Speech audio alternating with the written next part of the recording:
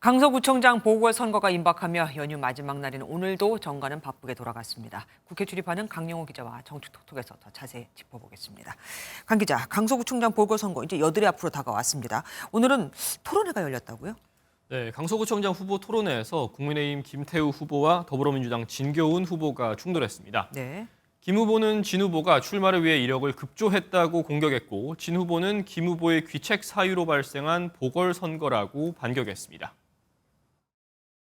강서 후보단은 경찰청에서 열심히 했을 것으로 보이고요. 조국 일가와 조민처럼 허위를 혹시 만들었거나 선거를 위해서 갑자기 급조해서 본인의 귀책 사유로 발생한 보궐선거에 본인이 다시 출마한 사례는 우리 정치사에 없는 것으로 알고 있습니다. 두고두고 오욕의 역사로 기록될 것입니다.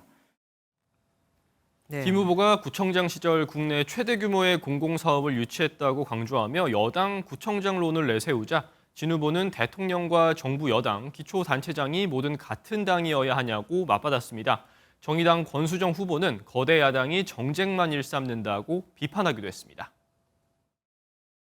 대통령이란 분은 민생을 외면하고 정말로 철진한 색깔론을 펴면서 국민들을 갈라치게 하고 108석을 가지고도 민생을 챙기지 못한 제1야당은 그 자격이 없습니다. 이재명 대표 영장 기각, 그 후폭풍이 참 만만치가 않습니다. 한동훈 장관 파면을 요구한 민주당에서는 구체적인 시기까지 언급을 했더라고요. 네, 이 대표 구속영장 기각 직후에 민주당은 한동훈 법무부 장관에 대한 파면을 요구했었는데요. 한 라디오 프로그램에 출연한 홍익표 민주당 신임 원내대표가 윤 대통령의 결단을 10월 국정감사까지는 기다려보겠다고 밝혔습니다. 우선 국감에 집중한다는 전략인데 10월 내 한 장관 파면이 이루어지지 않으면 민주당이 나서서 탄핵 논의에 착수할 수 있다는 겁니다. 내일 민주당 의원 총회에서 추석 연휴 기간 이 대표 영장 기각에 대해 분출된 지역 민심이 논의될 것으로 보이는데요. 네. 이 자리에서 자연히 한 장관 파면 요구에 대한 얘기가 재차 나올 걸로 예상됩니다. 한동훈 장관 탄핵 논의가 10월 국감 이후라면 이거는 바로 사흘 뒤입니다. 이균용 대법원장 임명 동의안. 민주당 내 기류는 어떻던가요? 네, 양당 원내대표는 오는 6일 임명동의안 처리에는 합의를 했지만 네네. 임명 자체의 뜻을 모으지 않았는데요. 그렇죠.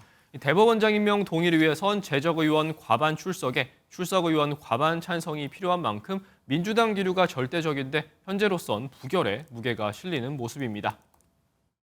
부적격한 분이 대법원장이 됨으로써 생길 수 있는 여러 가지 부작용과 어려움이 있을 수 있지 않겠습니까? 적격자가 빨리 대법원장으로 될 수 있도록 하는 것이 필요하다라는 것.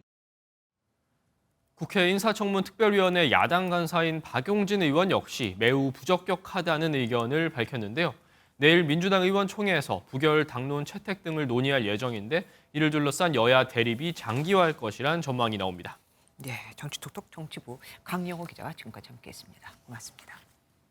안녕하세요, 김주하입니다. 공정하고 신속한 MBN 뉴스 유튜브를 통해서도 만나보실 수 있습니다.